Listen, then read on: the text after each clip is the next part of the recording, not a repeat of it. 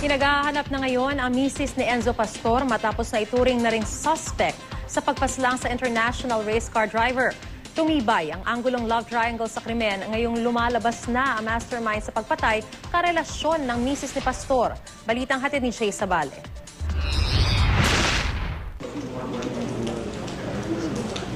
Larawan ng pagdadamhati si Dalia Pastor nang mapatay noong Hunyo ang mister niya.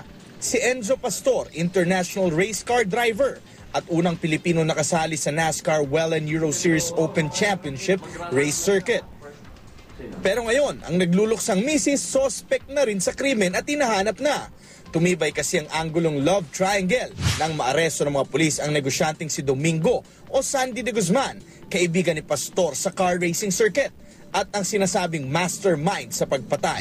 Si de Guzman daw ang karelasyon ng misis ni Pastor.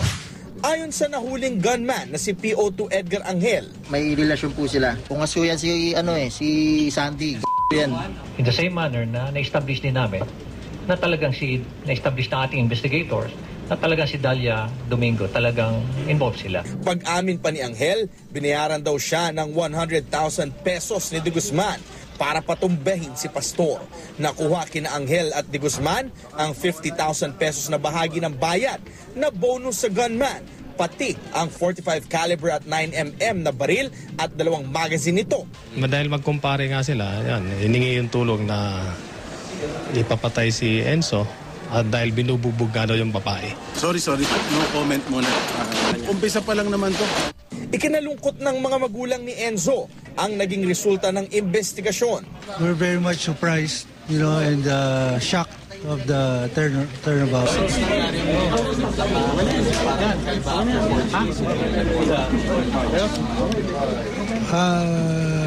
Let me respond. Okay. You must remember that there is a state of grief, and we can be expected to be both parties talking with each other. Yes. They're still in a state of grief, so they were grieving. So it's normal for them not to be talking. Nakipag-ugnayan na ang pulisya sa Bureau of Immigration sakaling magtangkang lumabas ng bansa si Dalia Pastor. Jay Sabale, GMA News.